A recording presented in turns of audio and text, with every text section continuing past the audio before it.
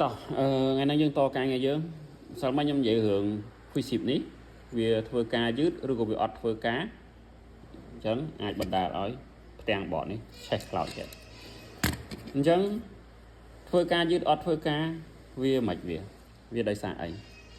nè cục phi xịp từng ó vì miền đây sầm cò vì vậy để anh ấy cái đạn mưa nó camera ọt khơi nhé lệnh vì chặn cái đạn thi ở cái đạn F án nó phi xịp đó F 3E 250 V បានន័យថា physics នេះគឺធ្វើការជាមួយនឹងភ្លើង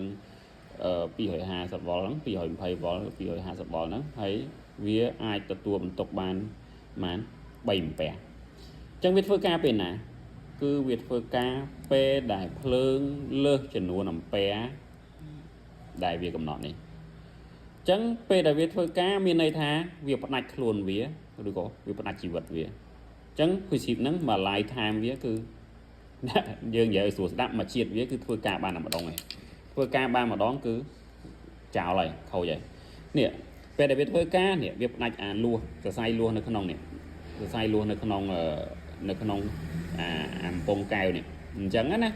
អញ្ចឹងហើយបានជាពេលខ្លះជាងគាត់ជួសជុលគាត់ដូរ physics ហ្នឹងដោយគាត់អត់បានមើលផ្ទៀងមើលលេខអំពែនៅលើហ្នឹងគាត់ចេះតែដាក់បើដាក់តូចជាងអំពែដែលបតនឹងត្រូវការអញ្ចឹងដាក់តែបន្តិចដាច់ហើយឬក៏បើដាក់ធំជាងអំពែដែលបតនឹងតម្រូវគឺវាអាចនឹងធ្វើការយឺតឬក៏វាអត់ធ្វើការហ្មងបើន័យថាភ្លើងបោះមកហ្មងគេកំណត់3អំពែអញ្ចឹងតែ3អំពែលើសតិចតួចគឺវាត្រូវផ្ដាច់ខ្លួនហើយវាអត់ឲ្យឆេះបតទេតែដល់ពេលជាងគាត់ដាក់អើយធំអំពែធំឡើងដល់6ឡើងដល់8ឬក៏ឡើងដល់10អំពែអញ្ចឹងវាឡើងទុកឡើងលើសអាគេកំណត់ហ្នឹងវាទងំតែដាច់ឬក៏វាអត់ដាច់ទេគឺវាមកឆេះបតហ្នឹងឆេះរៀលអញ្ចឹងហ្មងអញ្ចឹងណាហើយបើសិនជាកន្លែងមួយហ្នឹងបើជាងគាត់អត់ដូរ physics ទេគាត់ដាក់លួសយកហ្មងអាហ្នឹងធ្ងន់ហើយបាទធ្ងន់ហើយឬក៏ជាងគាត់តខ្សែស្ពាន់ចុចពីម្ខាងមកម្ខាង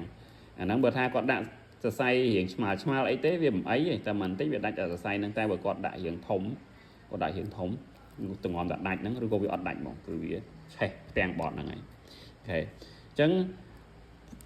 ករណី physics ធ្វើការហើយមិនបានភ្លើងឡើងខ្លាំងដោយសារអីចាំវីដេអូបន្តទៀតខ្ញុំនឹងនិយាយអញ្ចឹងណាអញ្ចឹងវីដេអូក្រោយបន្ទាប់ពីវីដេអូនេះខ្ញុំនឹងប្រាប់ថាធ្វើម៉េចវាស់ physics ហ្នឹងថា physics ហ្នឹងល្អឬក៏មិនខូចហ្នឹងហើយអរគុណជួបគ្នានៅវីដេអូក្រោយ